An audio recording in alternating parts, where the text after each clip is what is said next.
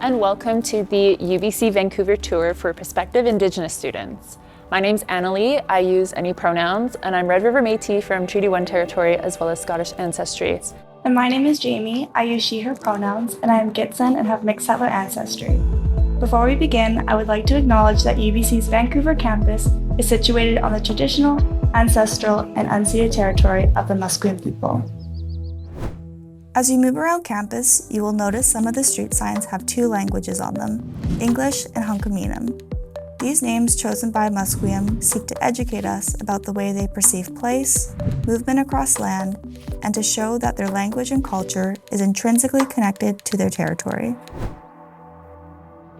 We are now in the Life Building, which used to be our old Student Union building but has now been revitalized to a student-centric space that provides a wide variety of wellness programs, global experiences, and advising. There are also a variety of food outlets, study spots, classrooms, and a gym in the basement. The Wellness Center ensures students are living a healthy, well-balanced lifestyle while studying here at UBC by providing support on topics such as sleep, nutrition, and can direct you to other campus resources as needed. We're now at the AMS Student Nest, and it's home to over 400 clubs here on campus, ranging from athletic to academic to just for fun. The AMS Nest is also home to UBC's own radio station, study spots, food places, a climbing wall, as well as an Indigenous committee room for Indigenous students. We are here now at the UBC Musqueam Welcome Post. This post was carved by Brett Sparrow Jr., who is a Musqueam artist, and it was installed in 2016 to represent the origin story of the Musqueam people. The human is holding the tail of the serpent, and that is to represent the teachings being brought down to the Musqueam people from their ancestors. The Musqueam people were using this land long before UBC was a concept, so it is important that UBC and all the students and professors acknowledges that this is Musqueam land long before UBC was here. Now we are at the Indian Residential School History and Dialogue Center, which was established in 2018 to address the colonial legacy that residential school had on Indigenous people. This is a place for survivors to record their testimony, as well as a safe space to access records or counseling services. On April 1st of 2017, the Reconciliation Totem Pole was raised. It was carved by Haida hereditary chief and master carver Edenshaw James Hart. The pole tells the story of the time before, during, and after the Indian residential school system. The pole reflects UBC's commitment to provide continued education and awareness about the Indian residential school system and the steps we must take to move forward together.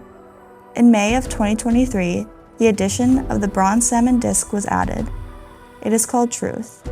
The plate was carved by Musqueam carver K.M. Richard Campbell, which acknowledges the ground in which the pole is situated, as the carver of the pole is Haida. We are now in Totem Park, which is one of 3 first-year residence buildings.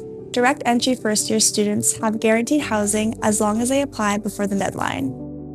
Indigenous students have priority access to housing and childcare for all years of study. If you are a sponsored student, you can apply your monthly living allowance to your residence plan. We are now in Irving K. Barber Learning Center, which is one of 2 main libraries on the UBC Vancouver campus. There are a total of 11 libraries which are accessible for all students. If studying in libraries is not your thing, we also have many coffee shops, faculty lounges, and the Longhouse. We are now in the First Nations Longhouse. More specifically, this is Stiwatyn Great Hall. The Longhouse houses the First Nations House of Learning team. Their role is to lead and direct initiatives intended for Métis, Inuit, and First Nation students, as well as connect them to resources such as the UBC counselor here, tutoring, and financial services. The First Nations Longhouse is a place intended for Indigenous students to foster community and act as a home away from home. There is the Indigenous Student Lunch, held here every week. This is a place where Indigenous students can interact with the faculty in a non-formal setting and enjoy a free lunch. The other important event that happens in Stiwatyn Great Hall is the Indigenous student graduation ceremony. Welcome to the Shtatahwem Student Space. This is a home away from home for Indigenous students, and it is for Indigenous students only. To get into the space, you have to self-identify as an Indigenous student on the Student Services Center, and it is Indigenous students running the space, also known as collegiate advisors. They host events such as ribbon skirt making, drum making, and beading circles every single Tuesday. Moving to the northern end of campus is the UBC Rose Garden. The first point we'd like to emphasize when we are at the Rose Garden is that it is situated on a former Musqueam village site. It is important to acknowledge this because it reaffirms that this is Musqueam territory and honors their history here.